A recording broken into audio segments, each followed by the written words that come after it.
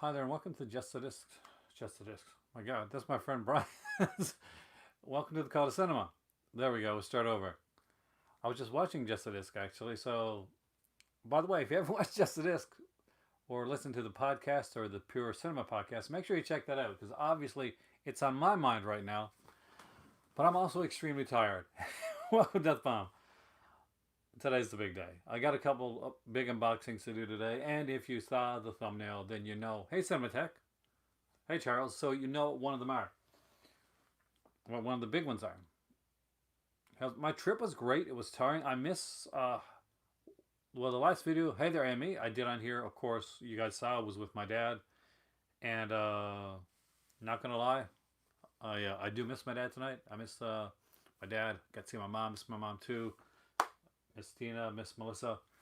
Miss the fam back in Newfoundland. Of course, but it's, hey to EW. But it is nice to be back here with my better half and the kitty cats. And hopefully my next visit will be able to see my kids. Hey there, Alan. Because I haven't seen them in a while and I'm missing the hell out of them. It is gorgeous. So I got a lot to talk about. We're going to talk about obviously the set that we all know about, and you've probably watched about 1,000,002 unboxings of. So hopefully, hey Danush, welcome man.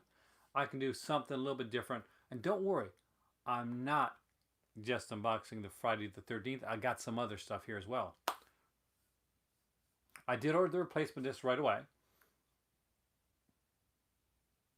Yes, please hit the thumbs up. I do appreciate that when you do that.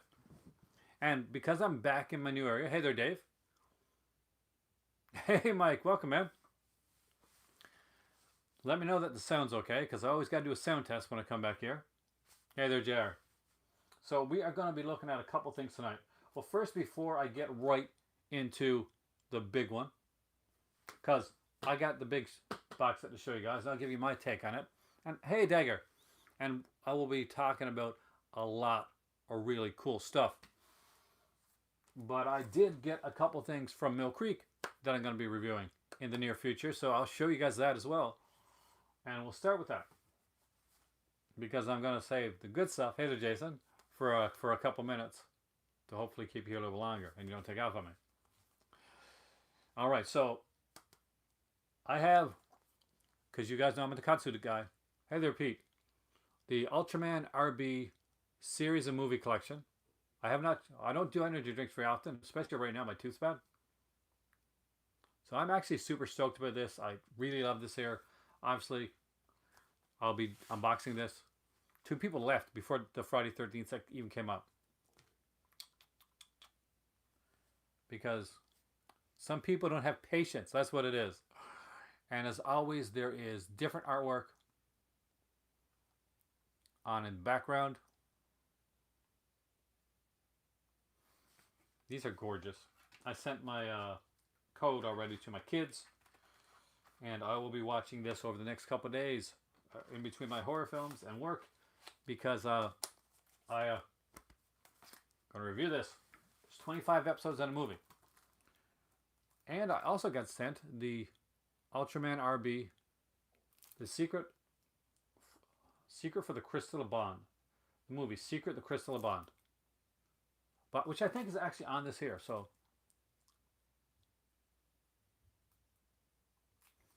it's a Friday 13th packaging hardbox. We're going to get to that. Don't worry.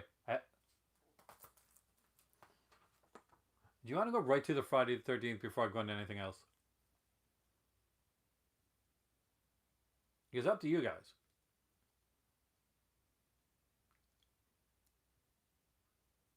Make everyone wait. All right. So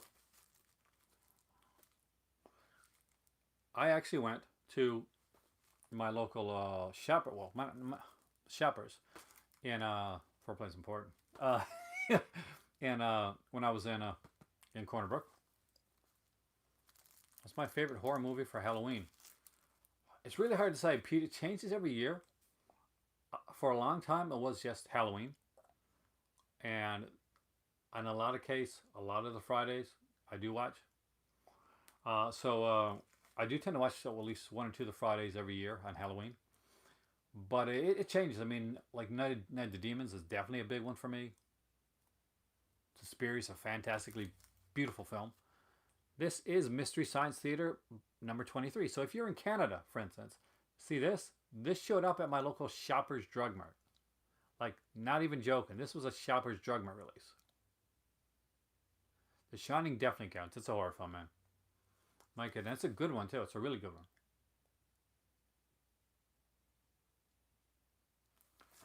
Yeah, this was dirt cheap at Shoppers. I think it was like $10. So check your local Shoppers Drug Mart. This one here has on it King Dinosaur, the Castle of Fu Manchu, which is great because I'm getting the Fu Manchu set. No, I'm Videodrome. I'm unboxing the big set. You know what it is, but we'll get to that. Codename Diamond Head, Last of the Wild Horses. But everybody unboxes the big set, so I have other things that go with it. And we'll get back to, I'll come back to this later on. Picked up the Triffage, the original, because that's excellent. But I'll be talking about other stuff as well. And one other thing I picked up, and this is for for the TV fans out there that are probably, hopefully going to dig this.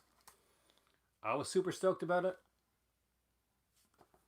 Went to my local Walmart, and this was on for like, I think $25 was the Gunsmoke's Seasons 1 to 4. How many Death Ultraman sets do I have now?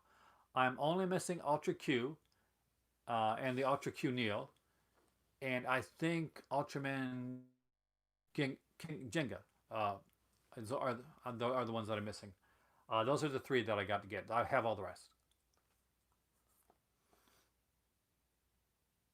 And hopefully if you guys watch my reviews, I will keep getting all the rest. Because I got to say, Mill Creek is killing it. And guys, get that stuff because I will definitely buy a lot. I definitely buy a lot more Mill Creek stuff recently. What's my favorite Western TV show? I'm probably holding it actually, to be honest with you. I love Rawhide too, and God, there's so many. God, there's so many. But yeah, this is probably my favorite like Western TV show. I grew up with this and Lone Ranger, right? So, and in case you're wondering, the first 4 seasons were black and white, and they were half-hour long episodes. And they packed a lot into half an hour. There is 24 discs, and there is 68 hours and 24 minutes on the set. So that is 156 episodes. I love to get the Vader set from Walmart. That is a really nice one. I do have the Lost in Space set.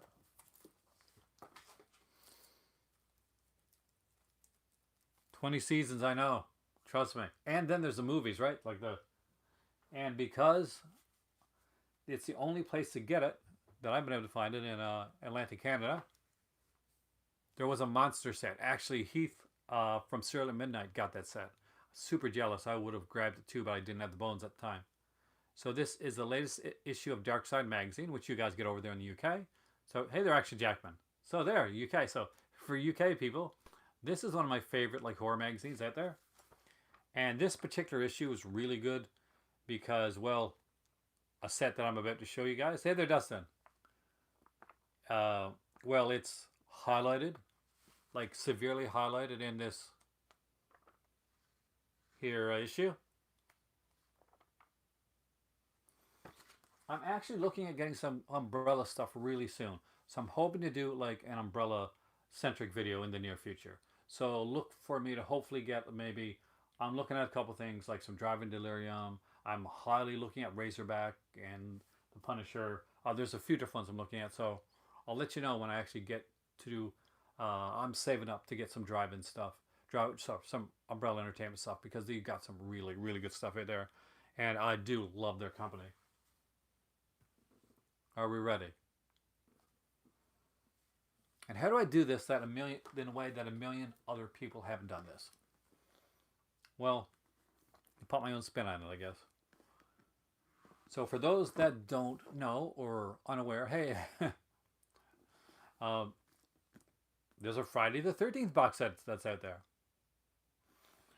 And not only did I get it, but I contemplated getting the Scream Factory edition with the posters. But hey, they're heroic, but I couldn't afford to do it at the time. But I found out actually before Screen Factory put it up. I found out because it got leaked on Amazon shortly before Screen Factory even announced that it was coming out. So I pre-ordered it before there was a cover, when it was just a placeholder. Um, I was literally one of the first people to pre-order it. So this here is the Friday the 13th Collection Deluxe Edition. So I'm not quite sure if they're going to be doing like a standard edition because notice the deluxe edition. It'll all depend on what the rights are. Like people say, well, this is not limited. So now this is limited to 13,000 copies.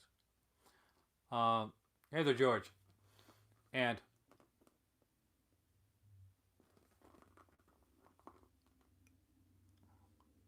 13,000 copies will sell out.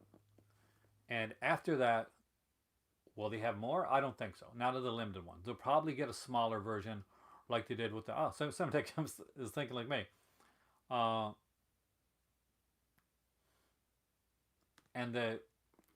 Oh, I mean, because there's a little, like, spot right there.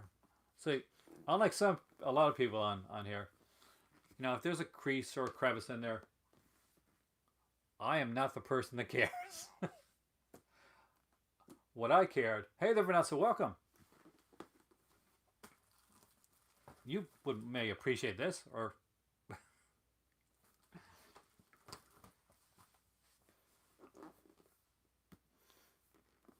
exactly. This is what I got it for, right here. And I checked on every one of these here, by the way. So there are no scratch discs or anything with any gunk on them or anything like that. So basically, I lucked out. There's no duplicates. They're all the right disc. We'll get into that in a second. It is amazingly done. Now, there have been people online that have complained about the set. And for the people that looked around and found out that there's a couple small things, thank you for that because they're doing a replacement disc thing, and that's fantastic. So that's awesome. For people that are going on about because let's be honest. Hey there, JS. Can sell them till the license runs out. Well, I'm gonna guess the license running out is gonna be like a thing. This is working with Paramount and New Line, and so which is Warner. So what's happening here is they weren't allowed to do new discs for certain releases, as you can tell. We'll get into that. 4K only for the first one. That license isn't going to be there for a long time. This is not an unlimited. They don't have an unlimited number of copies that they're for this. It's the same as the Halloween set. When the Halloween set came out, everybody said this. Everybody said, "Oh my God, don't worry, we're going to look deep into the set." Like the Halloween set, so expensive, and oh, there's an issue with this audio on 4, which they replaced the disc, by the way. The booklet's amazing, actually. We'll get into that. Michael Gingold actually did it. And they said, oh, they'll be around forever. You better get it for dirt cheap. Now, if you want to buy the Halloween set, good luck online because that's really, really expensive. I am a huge fan of Friday 13th. I passed up on the tin set because I'll be bluntly honest with you. I didn't like the look of the tin set. And it just, yeah. If I could have got the tin set for $20 like some people did, I would have bought the tin set just to have it. Just for the patch. but no, I couldn't. But this I couldn't pass on. This is everything that I want in a Friday the 13th set. Definitely, I wouldn't get rid of it, Rich. It's an awesome set. Keep it. I'm just saying I couldn't afford to get both. So when this came about, I definitely had to grab it. Now, there were 3 issues on the set. And these are what they are. So I want you, just in case you don't know, which I'm sure you do, I want you to just hold on to your couch or your sofa chair, whatever you're sitting into, for these drastic things. All right. So here we go. In part 3, 3D,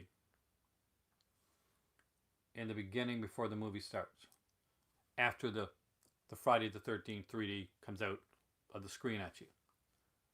When the names of the people are coming out of the screen, they do not come out of the screen enough.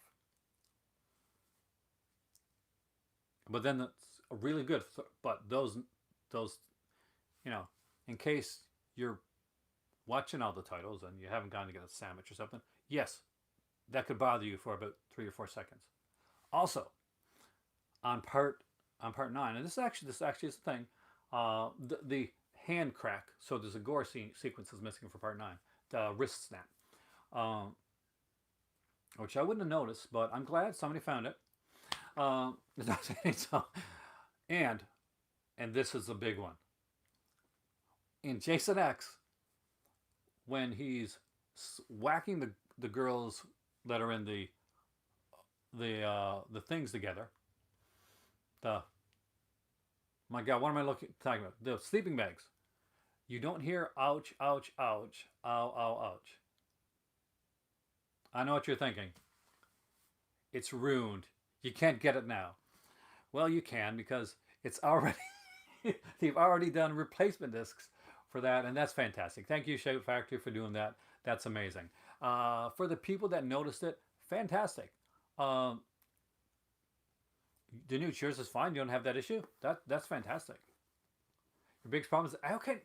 Okay, let's get into the part five artwork because I tell you, Dan, I think we talked about this on today, and or should I wait till we get to part five? We'll go through them. Let's look through them together. We'll talk about them. I think the packaging new Friday 13 box sets with new replacement disc. No.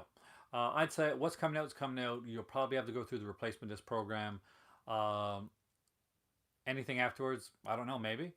But there'll be like a designation to know the replacement disc from the actual disc. So basically, if any are coming out afterwards that has the replacement disc already in it, do I think they'll release some separately? I don't think River that they're going to have the rights to release them separately. I think that it is very telling that the first four movies were the four to get 4K restorations. And I think that's because down the road, Paramount is probably going to release 4K discs for parts 1, 2, 3, and 4. The only ones that they really cared about ever in the first place. As we saw, there was color correction done on part 6. And on part 9 is definitely there's some work done on part 9 as well. So that's also really good to see. And here's the thing, and Dan, I'll probably buy this to myself. So this is the so.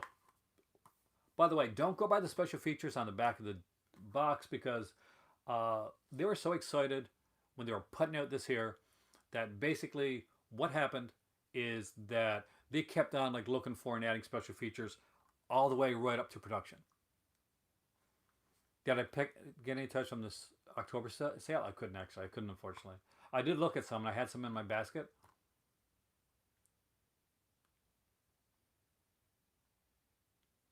Is the most seen chapters. Somebody may actually, somebody may be like a secret fan of Jason Takes Manhattan. And I'll be honest with you guys, I'm a Friday fan. There's not a movie like in the Friday 13th franchise I don't like. Like there's seriously not one that I don't like.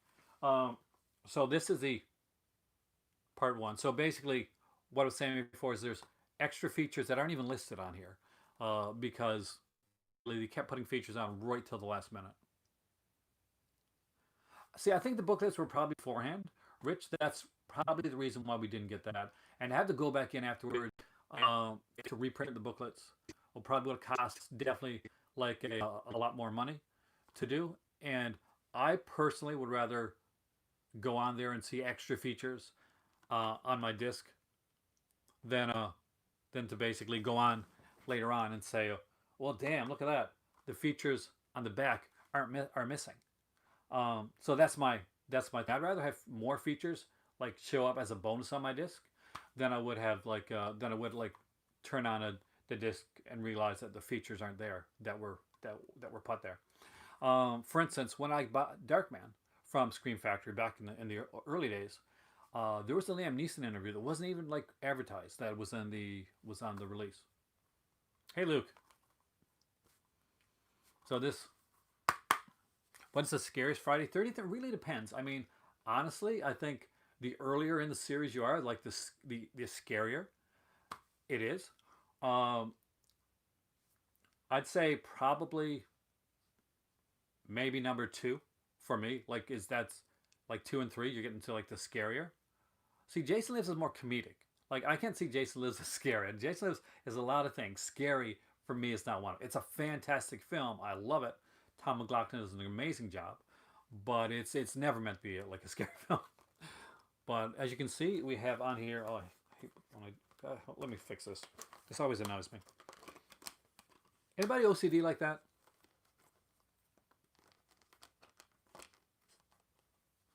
I think the original does grow on you more and more as you as you get older.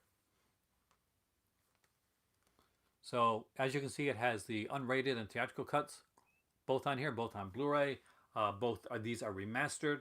I recently saw this in the drive-in theater, so it'll be interesting to see what it looks like there. I do love, out of all the extra covers, I do love the cover on this one the best. I love this alternate artwork. And Luke can let me know, was this a UK cover? Because it does look like something that I'd see in the UK. Also, one thing to notice that a lot of people I don't think have been noting is that it's not just the front cover that's changed. So look at the back here, and look at the back here. So they haven't just taken the time to give you different like artwork on the front, but the back of the artwork back will have different artwork on it as well. Part one is Kevin Bacon. And there's a ton of features on here. There's a new 4K scan of this one here, both unrated and theatrical cut. If you want to get that, there's like a whole bunch of like there's an audio commentary on here as well. There's a ton of stuff. We'll get into like the more of that in a little bit. Then we come with number two, which is one of my personal favorites actually. And again, we do get another 4K scan on this one here. It doesn't even tell you what commentaries are on here. And as you can see, I will show you so this is the back of the box for number two, but this is the other back of the box. See, everybody's showing you the front cover. There you go right there. Not everybody's realizing that the back cover is actually changed as well. So there's art. So they actually took the time to do different like pictures and art on the front and the back, and that does impress me. New commentary with Amy Steele. See, it doesn't even tell you on here, right?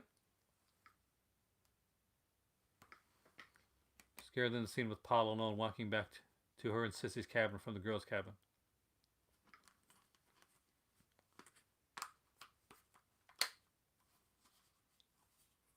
See, I don't think they got lazy at all. I mean, like just the opposite. I think they got more excited as they went through doing this one here. That's why we have so much on here that we don't know about. If Scream Factory had gotten lazy with it, it would be just the opposite, because they'd be like dropping features left and right.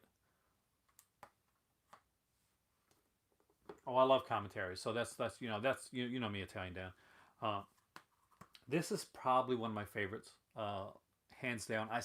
By the way, just so you know, I saw most of these in theater. There's only like one I think that I didn't see in theater, one or two. Freddy vs. Jason and the new Jason, the reboot, the Friday 13th.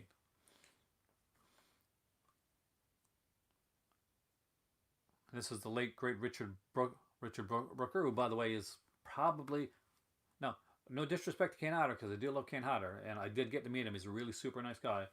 But this is my favorite Jason. I just like the way that he moves. I like the way that he stalks. And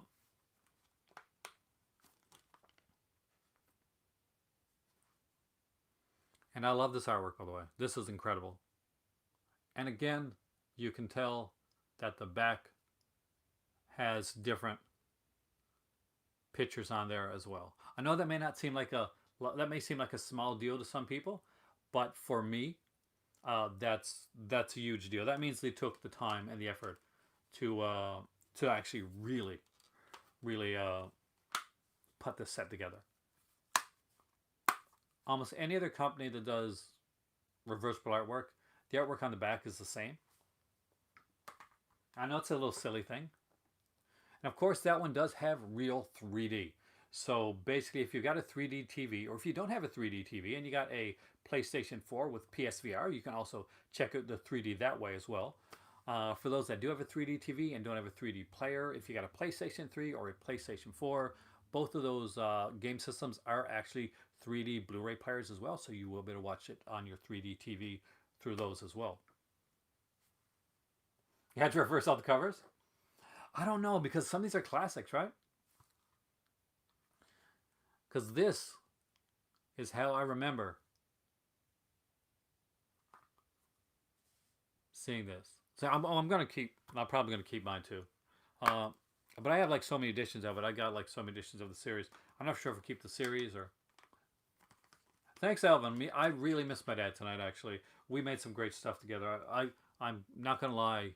He's awesome. You can see where I got my movie knowledge from. That's a totally VHS cover. It is. And we'll get into that in a second, actually. So, on the initial VHS that I saw of it, it had this on the back and this on the back.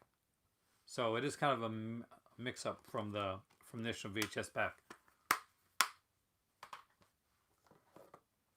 So, here's the one that Terry and Dan was talking about. Here's one that a lot of people are really upset about, and I'm not. Okay. I can't disagree with Vanessa. My dad is an awesome dude. One of these days, get my mom on here too. She knows a ton of stuff. But my dad's like the movie guy. My mom's like a true crime person. So like, it's kind of neat. I'm trying to get my cousin on her when it comes out. So this is Friday the 13th, Part 5, A New Beginning. Now for me, this is...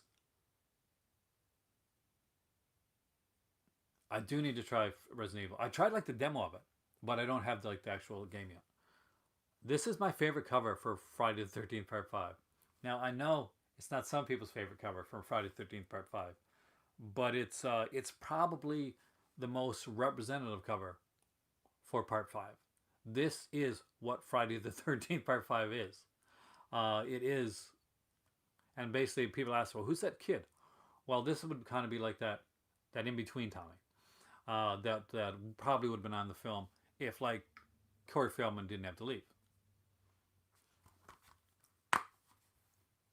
And the other artwork is the thing that people have an issue with.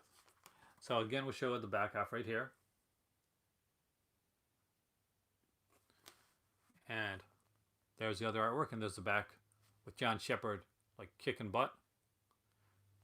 And of course, that's Tiffany Helm. Yep, so Tiffany Helm is there.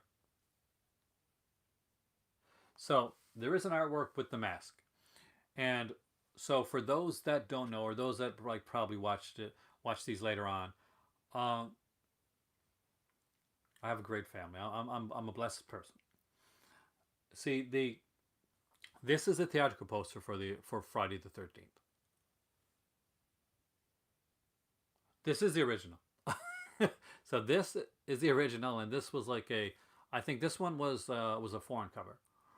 Now, what you're probably remembering is probably, and thanks to Italian Dan actually on Twitter today, I know you noticed this.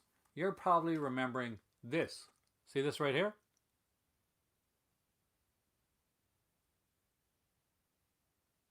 I want you to take a good look at that for a second. Like, just really take a look at it.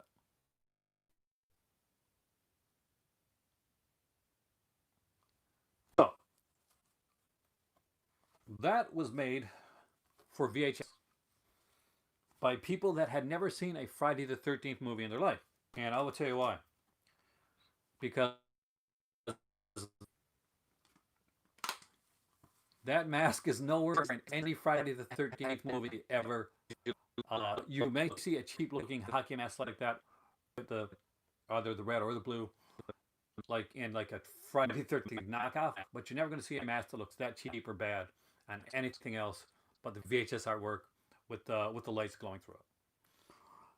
That was an artwork that back in the day, and I remember this actually, that when that came out on VHS, uh, some people were extremely pissed about that because the mask, it wasn't Jason's hockey mask. It didn't look like Jason.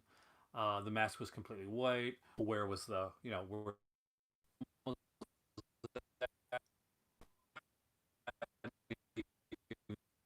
yeah, the black accents are on part five, but just try like refreshing because there doesn't seem anything on my side here so far. So fingers crossed it doesn't go up. Um,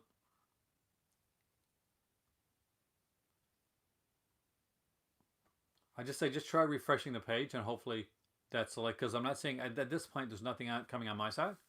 Please come back though.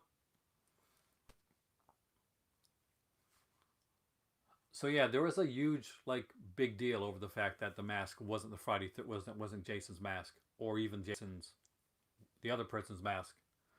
Uh, no, it wasn't just you. It was like a lot of people apparently at one time. Hopefully it works when you refresh.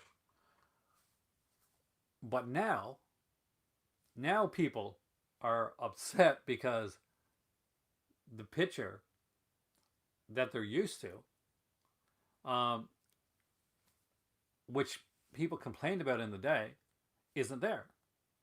So it's kind of a damned if you do, damned if you don't type of thing when you really think about it. Because you can put on the original artwork, you put that on, and at the time, and if you were a Friday 13th aficionado back in the day, and you were putting this set together, like if I was putting a set together, I would have wanted to put the mask cover on for myself, but I probably wouldn't do it because I knew, because I'm old enough to remember the back in the day.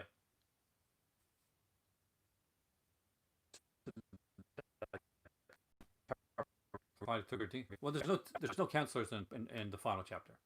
Um, there's only counselors in part. There's actually not very many Friday the 13th films that actually have counselors in them. There's counselors in parts one and parts two, none in part three, none in part four, none in part five. There are counselors in part six, and none in seven, none in eight, none in nine. So no counselors. But four is one of the best. Like four definitely is Joseph Zito did number four, and he definitely looked at the first three and he cherry picked the best parts of the first three films, and made them. Now part five is one of my personal favorites. I like Danny Steinman's take on it. It's a little bit sleazier, a lot more nudity than most Friday the 13th films. But for a Friday the 13th film that has no nudity, uh, here you go. This is the only Friday the 13th film in the franchise that actually has absolutely zero nudity at all. Hey there, Mark. Welcome, man. Hey there, James.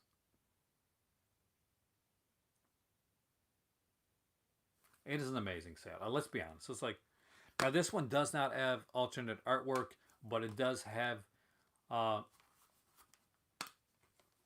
like interior, like a picture on there of like Jason just after he's come up, put his mask back on. Jason Lives is actually one of my favorites, although I'll be honest with you. Uh, Jason Lives is a fantastic film, but it did a lot of bad things for the series.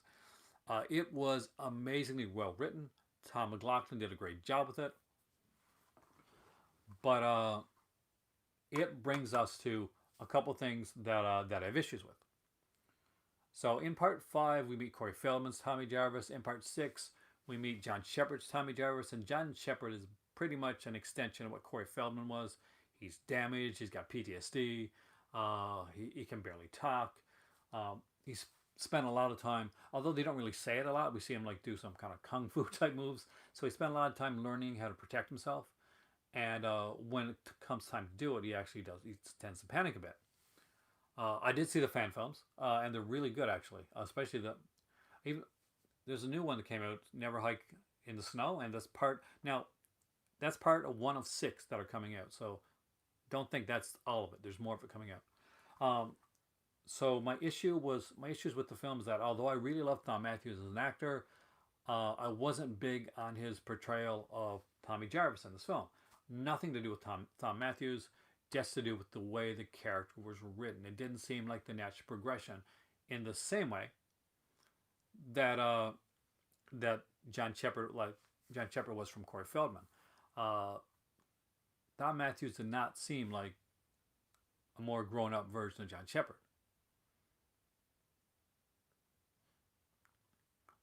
Oh, there are fan films, yeah. But that being said, this is an amazingly fun film. It does bring us Zombie Jason, which for me, this is the part right here when it gets not scary. This is Jason becomes funny, and it's hard to get him back scary, but they managed to do it. No, no. See, this is one thing I'll never agree on. A lot of people say Zombie Jason is because he's dead in part one. No. It is clearly established in the second film that he's living on the other side in a cabin, and he's been like kind of basically scavenging around uh, animals, whatever, to survive. He's definitely a survivalist. Jason does not die at all until actually part four, and that's that fight John. We get a human Jason, a very human Jason, that is hurt and damaged until he comes back in part six. Tommy kills Jason.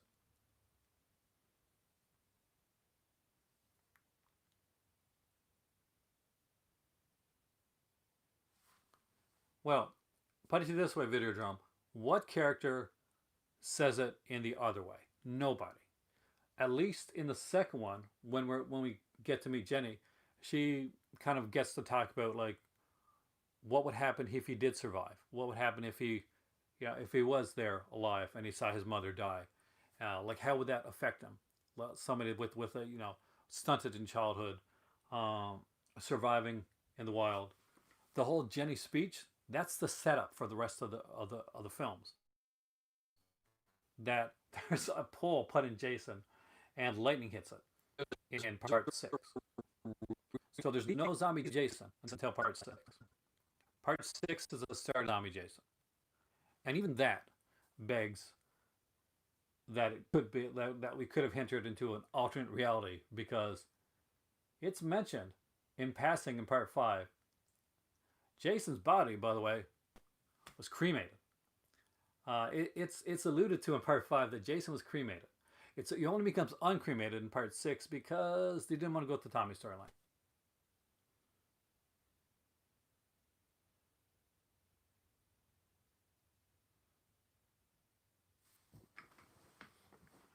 When I was in high school, I worked on a school newspaper, and one of the things that I did was I watched several times all the Friday 13th films. I actually did up like a write up on the Friday 13th films that came out at that time, and I talked about like the actual human Jason versus zombie Jason, how I found the zombie Jason not to be scary. Um, so it's something that I've talked about and written about a lot actually. I did see Never Hike in the Snow. I'm interested. It's only like unlike Never Hike Alone, which is a complete narrative. It's definitely like one story that goes together. Never Hike in the Snow is part of a longer narrative, like of a six-part storyline. So it's kind of hard to like really judge it until we got all six of them. Yeah, the kills were definitely epic in that, and the opening murder sequence was incredible. So that's awesome.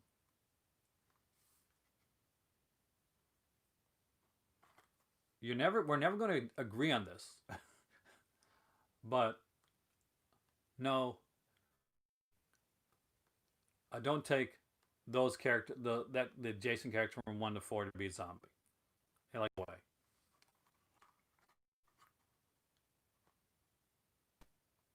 It's just those are dream sequences. So this is why these happened because Carrie was a thing. I want to get on to the next one, but I'm going to finish this up here. The dream sequences happened at the end of Friday the 13th, not because it was trying to allude to a zombie Jason, but I'll tell you the exact reason that the dream sequences happened at the end of every Friday the 13th. Carrie was a big movie.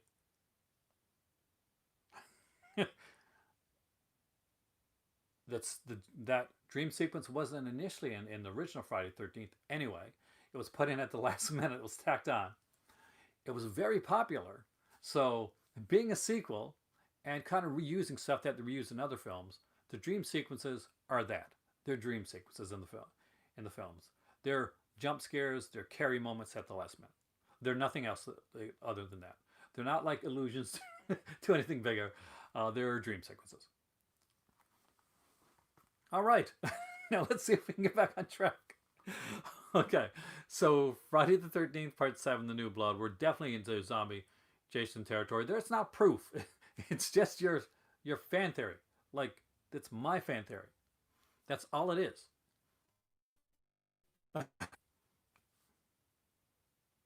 Do I think Jason's dad is still alive? Yes. He got put, Elias Ford is his name, and he got cut out of Part 6.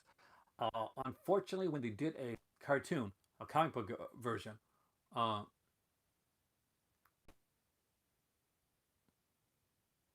I like the Revenant thing. Actually, that sounds cool. Uh, when they did a cartoon version of of the comic, they made the Elias Voorhees character this like drunken, like abusive, slovenly character. Now, if you read the original like Friday the 13th Part 6 novelization, Jason Lives, then we get to you get to read the scene that was taken out. Uh, Elias Voorhees is not like this drunken, slovenly character. He's this tall, gaunt. Hey, gamer, thanks a lot, man.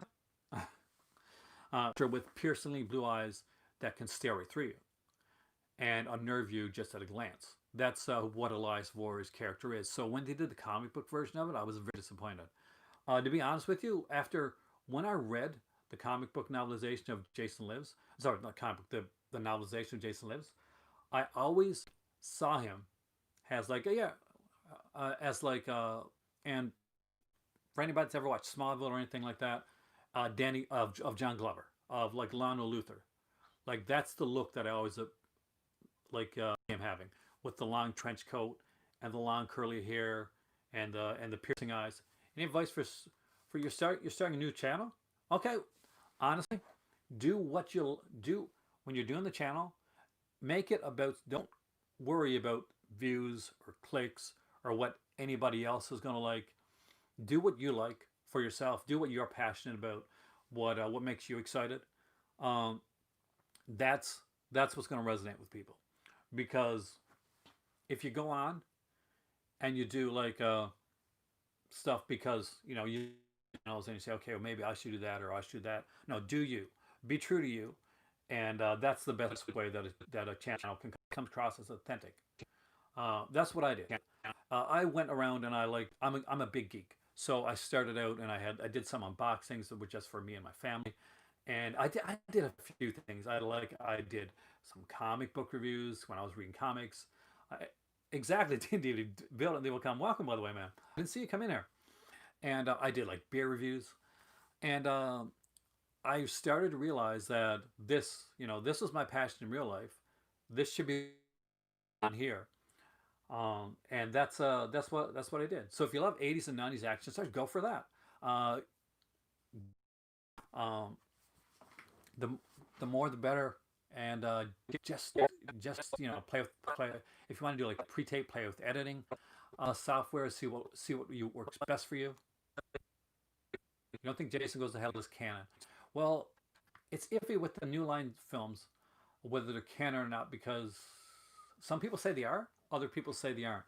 I think that the Paramount 8 is a big thing. No, but I will give my theories on those, by the way.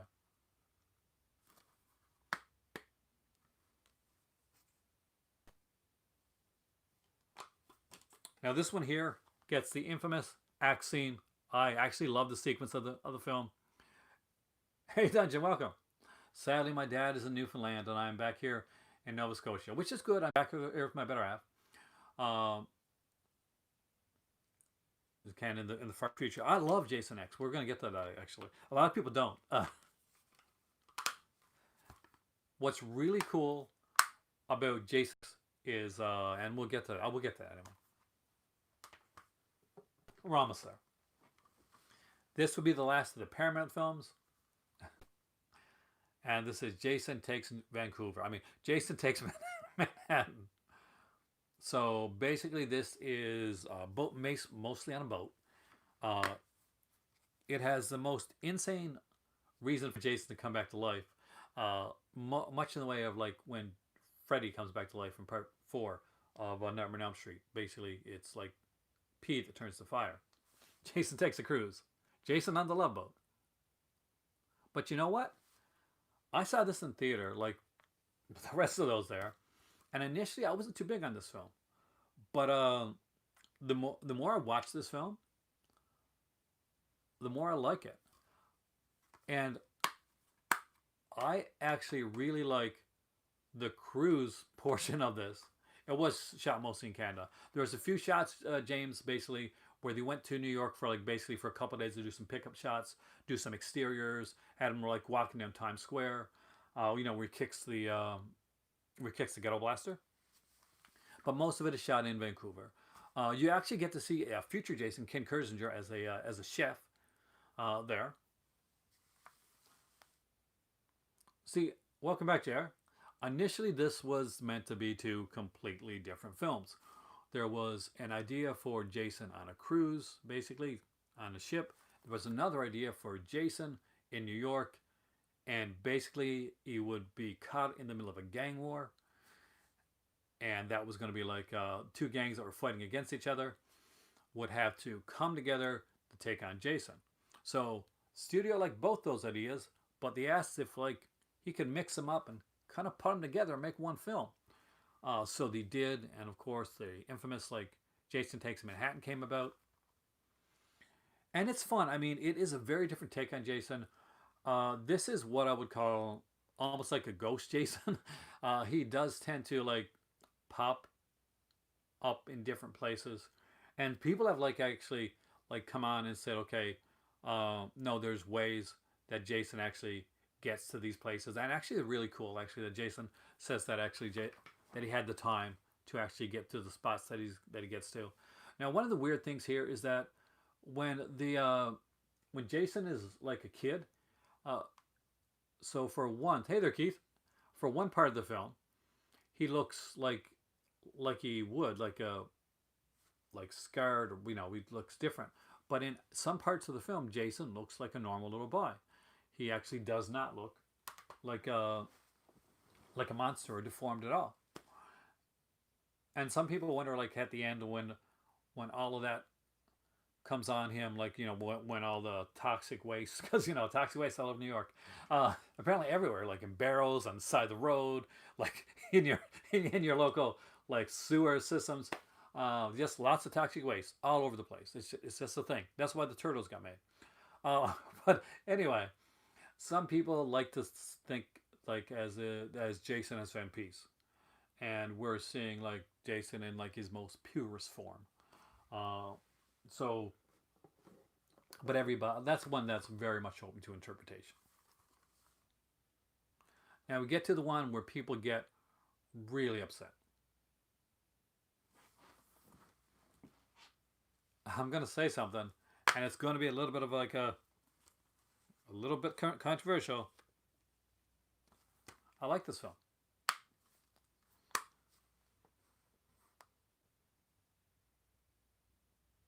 I gotta close this up again because I just realized, guys, I mislined your comments. And I do apologize for that.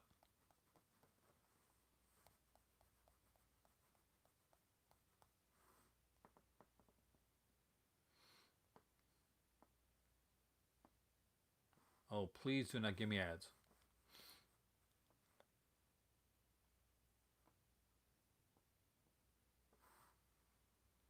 How to rate Friday 13th franchise versus Halloween or Nightmare on Elm Street? Well, I think it's come to personal preferences, Dean. But for me, uh, Friday the 13th tops it, then Halloween, then Nightmare on Elm Street. And I know that's going to be very different for other people. I know that my kids, their top one is Nightmare on Elm Street. That would definitely be their favorite one. All right, Jason Goes to Hell. The movie that pretty much doesn't have Jason in it. Not really. Kind of. However, it does have one of the best, or in my opinion, coolest opening sequences for a Friday film, and has a really cool like fight sequence uh, later on at the end, near the end of the film. I love the all the Easter eggs that are in there. Of course, we get this character played by Stephen Williams that people are really confused about. Originally, that character was supposed to have been Tommy Jarvis, but they had to rewrite it because they couldn't use Tommy Jarvis. They had, as you can see, none of the New Line films are called Friday the 13th. New Line had the rights to Jason, the character Jason. They didn't have the rights to everything. So they didn't have the rights to Tommy Jarvis. They didn't have the rights to the Friday 13th, like using the Friday 13th name on a lot of the films. So they all had different names. Jason X, Jason Goes to Hell, Freddy versus Jason. It's very much Jason centric. We're not talking too much about Camp Crystal Lake. We're not we're not talking about Tommy Jarvis, even though they desperately wanted to use him. It would have cost him a lot more money because he would have had to pay Paramount for that, and they would have had to pay Paramount to do for the scenes that they would have to use for Tommy Jarvis.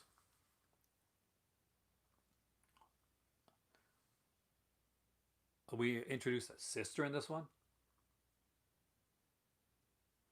which is different because she's never mentioned before. But okay, we're keeping it going.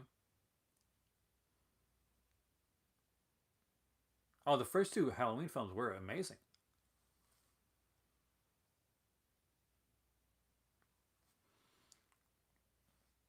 There's like this one here gets a new audio commentary by Adam Marcus and author Peter Brack. I'm not quite sure what the commentary. I'm sure it's gonna be a great commentary. Adam Marcus did a commentary on this before, which is actually ported over here as well. And if you remember the original Adam Marcus Dean Lorry commentary, it's probably one of the most hilarious commentaries you're ever gonna listen to. And basically, it's because Adam Marcus was very, very young when he made Jason Goes to Hell. Probably too young to be making Jason Goes to Hell. And he definitely talks about like because this was on only way to get this on rated was on DVD.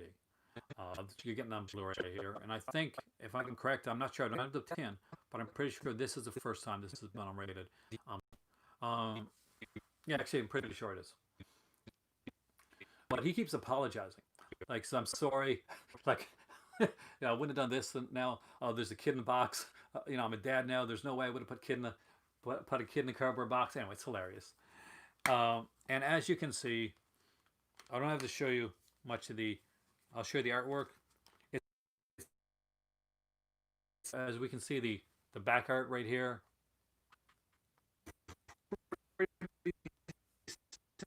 Get like a little bit of different writing on the other one. As you can see, the back art is different here.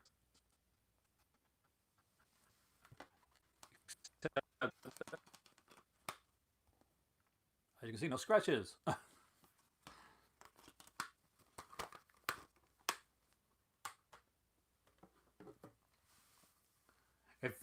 if if you can get nothing else out of this aside from my utter joy of looking at this set, is that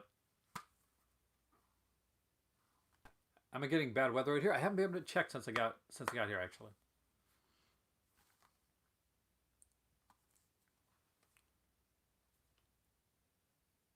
Some people don't like this character. I really do. She's really cute. She's from Andromeda, as is the other girl. See, I don't mind the mask in Halloween 5 JS. I think what it is, it's like it's just out, like it's not tucked in. It's it's kind of comes out. The mask in Part 4 is a little bit like more iffy. The for me, and I love Part 4. See, I know. I think. See, when Todd Farmer wrote this one, it was a bit of a placeholder. It was meant to like kind of be that place in between like till Freddy versus Jason could come out to keep like Jason in the lexicon. So he put it farther in the future. I think doing the humorous aspect of it was really, really a nice way to go, and I enjoyed it. Again, we got new stuff on here. There's new interviews with Sean Cunningham and Noel Cunningham on here, and Kane Hodder and Christy Angus. Of course, there's auto commentaries. By any means necessary, the making of Jason X. Now we get to my least favorite Friday 13th film. And it's because they do Jason bad. Do Jason wrong. And you know what? Even the least favorite of the Friday 13th films, you know what it is? It's pretty cool. It's actually fun. It's a fun movie to watch. But Freddy versus Jason, this ain't Jason, man. Uh,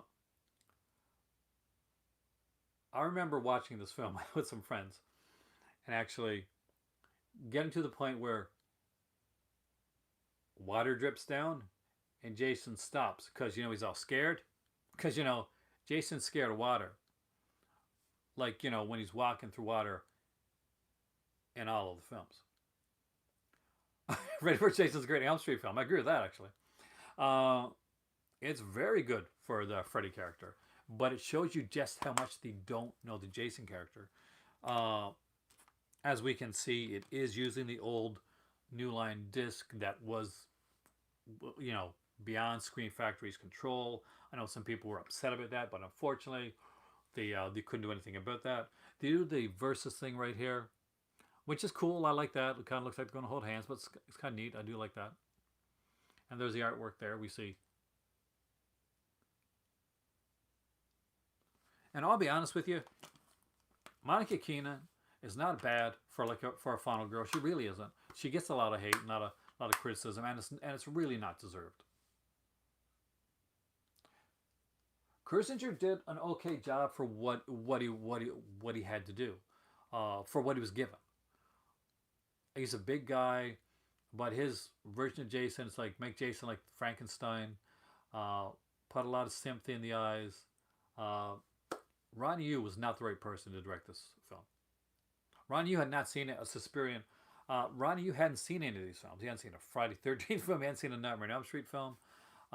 They went basically on like for the fact they did Bride of Chucky and did really well with that, and the Bride with White Hair.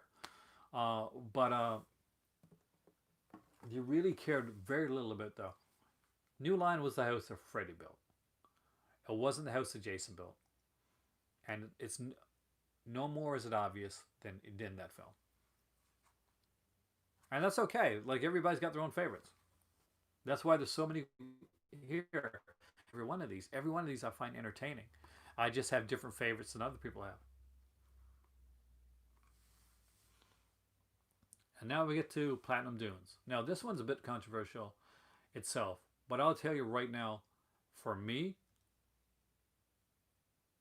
this is going back to form. This is more of what I wanted from a Friday the 13th film.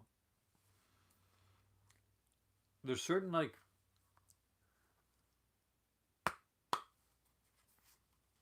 and of course it's the old Killer Cut disc, which I actually have over here.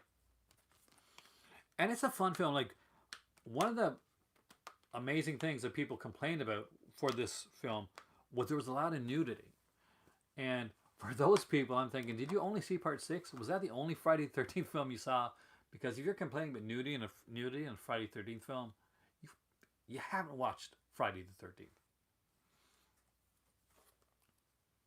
See the really wicked Derek Mears as Jason Voorhees really there, and I actually do like this.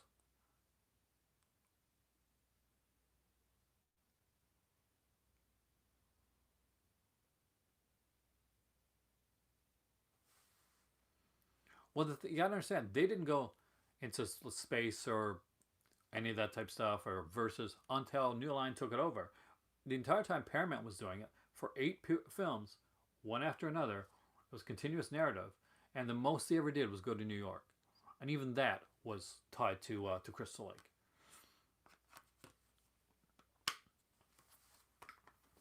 Because at the end of the day, people wanted to see Jason going out there and killing people. That's what they wanted to see. It didn't matter. Uh, but the relic has nothing to do with Friday the 13th. That Paramount made all the good Friday 13th. All the best ones, in my opinion. And stuck pretty much true to form. Like, they changed them to, like, halfway through to a zombie, but that's to keep the films going, because basically they what they were originally going to go with, which was Tommy Jarvis as the killer, which I wanted, by the way, they didn't do. Yeah, the remake did bring back a human Jason, which I really loved, and I loved the fact that they do. There's no illusion in part in the remake. In the remake, like as is mentioned before, Jason's a survivalist. Jason's been hunting. Jason's hunts to survive. He stalks to survive. He is a force of nature. And then they kill him at the end of the film. And that was confusing to me. Because it was like one film in. Jason runs. But Jason runs early on in the early series. Richard Brooker runs. In part two, Jason runs. Jason runs, he stumbles, he falls. People think that like Jason lumbers along. It's only like when he gets to Revenant Jason that he becomes like the kind of the slower Jason. Michael Myers is more known for basically going slow. But for when it comes to like Friday the 13th, Jason does run. He's a hunter. He stalks. It's something that became like ended up talking about a lot later, in later films, and things that people made fun of. But it's like when you hear somebody saying "play it again, Sam." That's never actually said in Casablanca. It's a line that's similar. If you played it for her, you can play it for me. Um, and same with Friday 13th. He actually does run, but it's funnier, especially if you're parodying it, to have the people run and him just walk slowly. All right, so pretty standard cover art bonus disc for this here.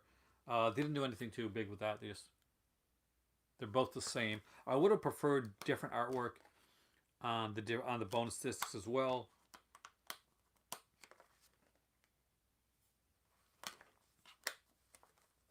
But interesting to see.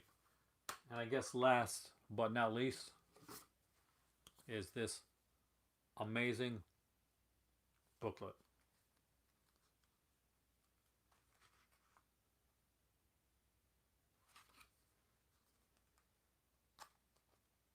Slashes or slash survival horror.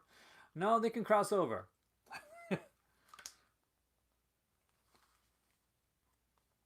There's a lot of films that skirt into different genres.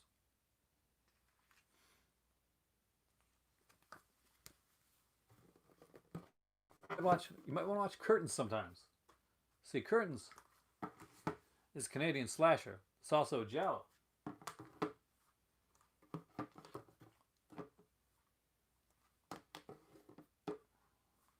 And I was asked before if it's got the hard box, if it passes the hard box test. It does.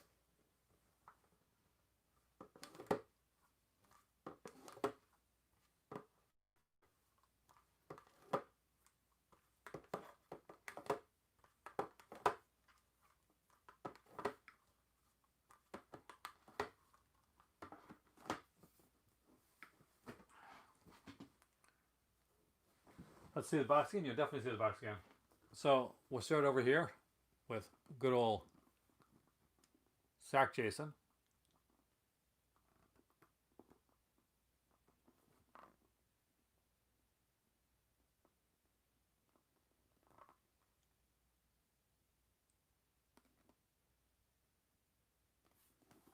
Of course, on the top we get the mask Here we go right there. Am I changing any of the covers? Probably a couple there. Let's see. Hey, there's Ash. I'm going to flip the artwork. I'm going to flip some of the artwork. The original title fonts I'm not too bothered by. I actually like the fact that they do that.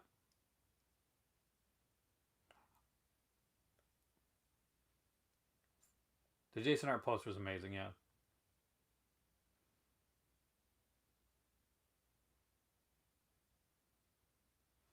I think a newer Friday 13th would be stripped down and darker than the 2000s remake. It could be actually. I think that's what they would go with. I think they would go with like something darker.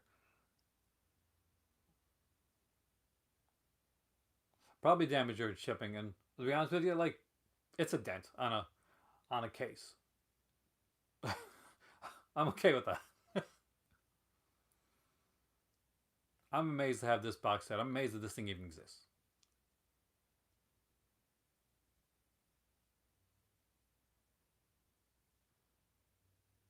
See, that's the one thing. I love Heath, love his channel. I don't agree. I actually, that is, I love the artwork on the top, but the artwork that was used to like just to show the different like iterations of Jason was amazing. Uh, it blew me away.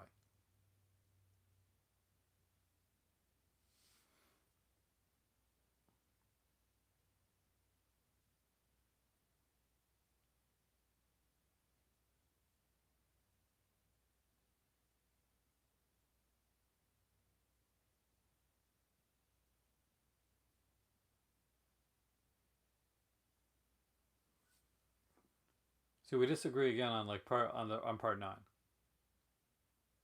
Have a great night, okay?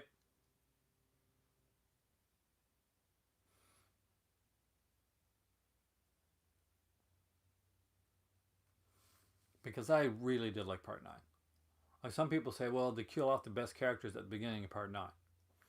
Um, which they made some interesting characters at the beginning of part 9 that people wanted to see and wanted to see more of. And they did it well enough that when the other characters came on, unfortunately, maybe they did it too well. But I really enjoyed what they did. Jared Palecki's character was obviously a throwback to Rob. Looking for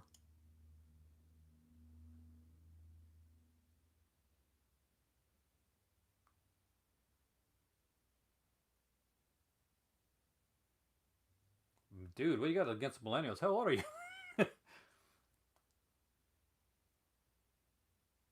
Well, I have a feeling you might be a millennial.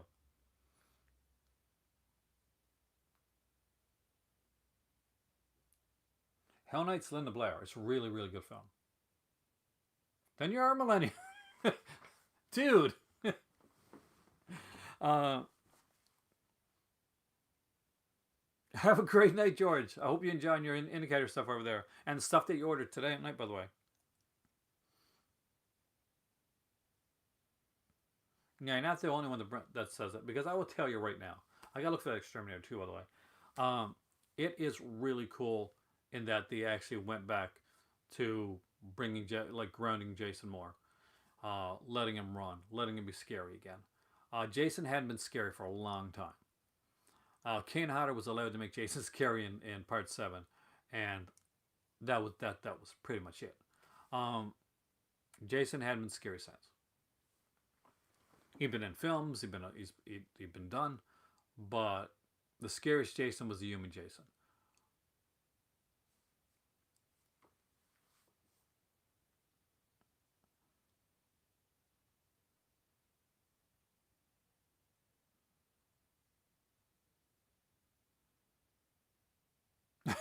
I don't think they are actually. I don't think they're all like aggressive, rich, spoiled jerks. Um, it's just the characters that they're using at the time. It's the basic tropes. They have basic tropes that they use in in a lot of these films, in a lot of slasher films, whether it be Friday the 13th or one of the other franchise or Halloween or Nightmare on Elm Street. Like there's a lot of times they have like tropes that they go back on, and that's okay because in a way, when we get to the remake, it's not so much parodying the tropes, but it's acknowledging that they're there. It's acknowledging that we know that Friday the 13th, the series has followed through a lot of these different tropes. And we see sometimes exaggerations or sometimes like highlighted versions of those in the remake. Um, that's what that's kind of what the intention seemed to be. At least when I watched it, it wasn't to say that okay, I don't like any of these characters. I did like some of the characters. I was actually very surprised when one character in the remake dies. I didn't expect her to get killed. Like I really didn't. Like when she died, I was completely taken aback. I was like, this is the person that I thought this movie's shoulders are on. This is the one that I thought was going to be there till the end. If there's anything that, in a little way, that kind of takes me out from the remake, is that Friday the 13th is a series that's built basically on its kills. It's got an extravagant kill quota. It's got a huge kind of kill aspect to it. So Jason doesn't just get his machete and chops you. You're walking upside down and he chops you right down, or he finds different ways to attack you. Uh, in the remake, we kind of don't get him. He kills and he kills brutal, but he doesn't go that extra mile. He doesn't turn the screwdriver and twist type of thing. That would be the only difference that I would say. Uh,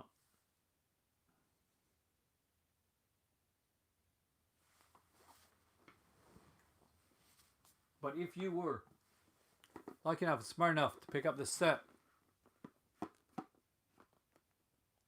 grab it. If a scrunch on a corner bothers you, you may want to wonder what you're getting the set for.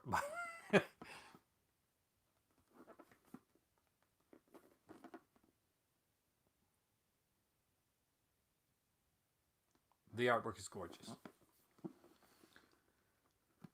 I I regret not getting the poster art, but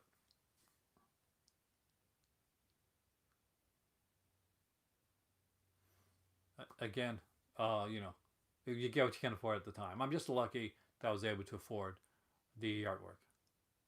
I'm definitely not going to return set for a crunch on the corner. That's ridiculous. No, not one of those people.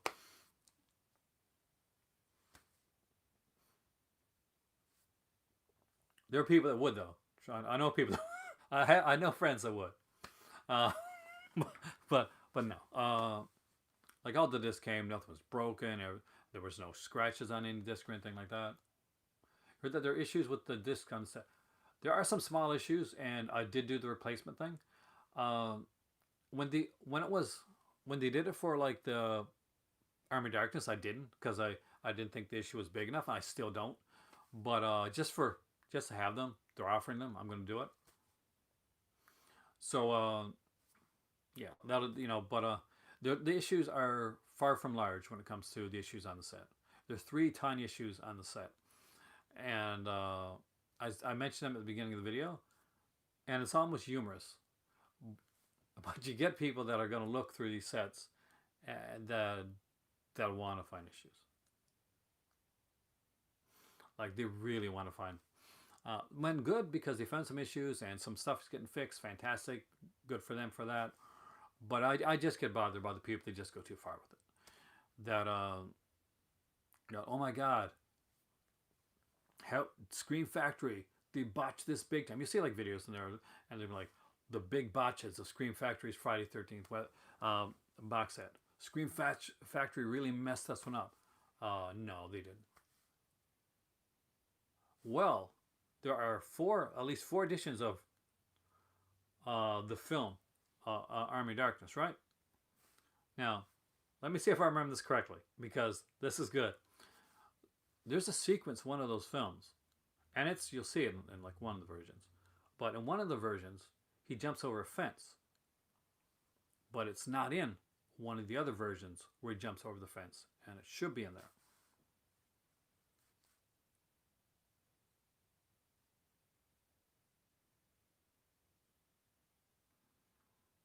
And days like that is when I get embarrassed that I'm a collector. To be bluntly honest with you, because no, I'm not a tech person that's combing through to see like everything that's wrong. Like, you know those websites where you'll see like those comparison pictures right up against one another, and they'll have like the bit rate and all that type of stuff. I don't go to those. Uh, they drive me up the wall.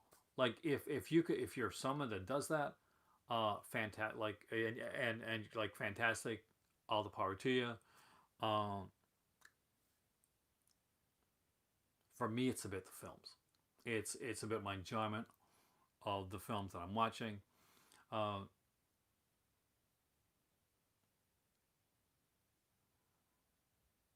yeah, exactly, Jason. You're 100% right.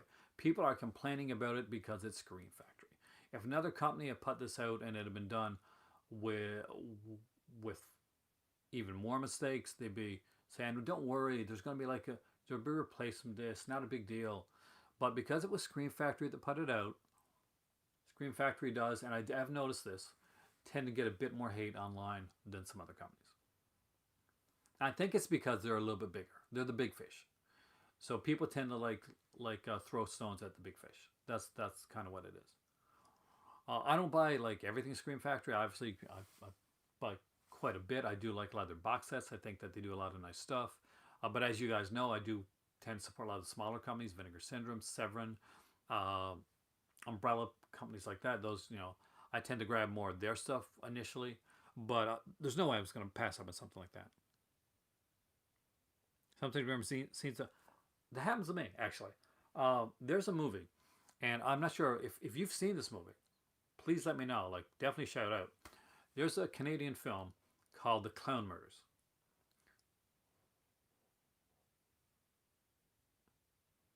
and if you've never seen The Clown Murders, it's it's kind of cool. But if you have, well then, here's the thing. In The Clown Murders, John Candy's in actually. It's basically a film about these guys that in Canada that get kind of like they basically kidnap this guy's wife on their I think on their wedding night type thing because the guy's kind of he's rich and he's a jerk and that type of thing. They want to show their friend it's kind of a joke on their friend, right? So, but one or two of them takes it like a bit is a bit nastier with it, and he wants to do more than just jokingly kidnap her. We see like early on in the film, there's this like because they're dressed up as clowns, this mysterious, ominous looking clown up in the rafters of the barn. And later he does end up, like the clown ends up killing one of them. But I remember the sequence in the film of John Candy's character, like getting killed, like getting viciously killed and getting stabbed in the leg and kind of like going out, like with his hands, like kind of dragging him down the stairs type of thing. That, when I watched the movie over again, that wasn't in it. John Candy actually lives till the end of the film. There was no John Candy like vicious murder sequence. I don't know where I got that from. Yeah, we had the Prime Day here too. I was broke during Prime Day.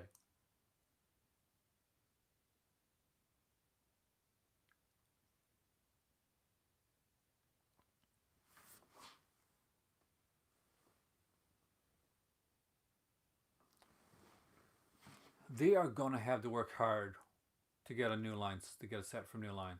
Like I initially thought that because of the talks, because they're able to do that, WKRP is going to be a music race issue, the same as Happy Days. Um, it's hell unless you got somebody with a lot of money behind it that's actually doing it, like Michael Mann when he did the sets for Miami Vice. You got no features basically, but all the music was there because you got to have somebody with a ton of money, like and a ton of connections to get something like that to go through. I used to watch WKRP in Cincinnati when I was a kid. I loved the show. But it, much like Happy Days, unfortunately, is plagued with music rights issues. And Shout's a big company, but I don't even think Shout's that big. There's a ton of music and music cues in WKRP that's going to be definitely problematic.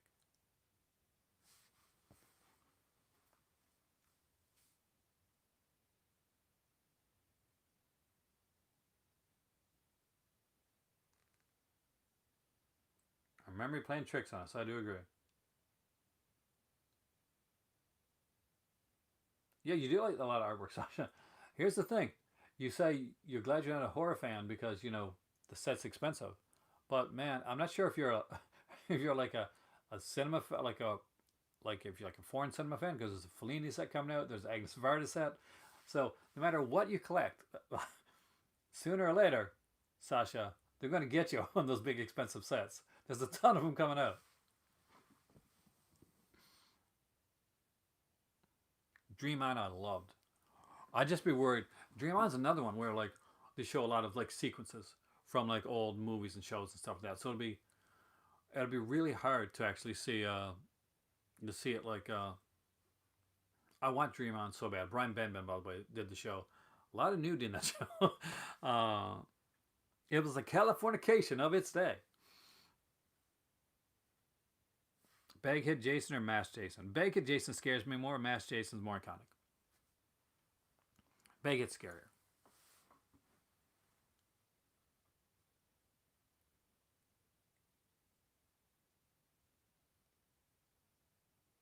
Oh, then I guess the Fellini one's probably your next one if you don't have them. That's the one I want to get, but I probably won't be getting it till next year. Same with Varda. Hitcher have anything to do with now, the German release of the Hitcher was probably like the rights issues were probably in different countries. There's different people that like put like different companies do have rights for. That's why like over in like certain areas that there's a Halloween set that we definitely couldn't get over here.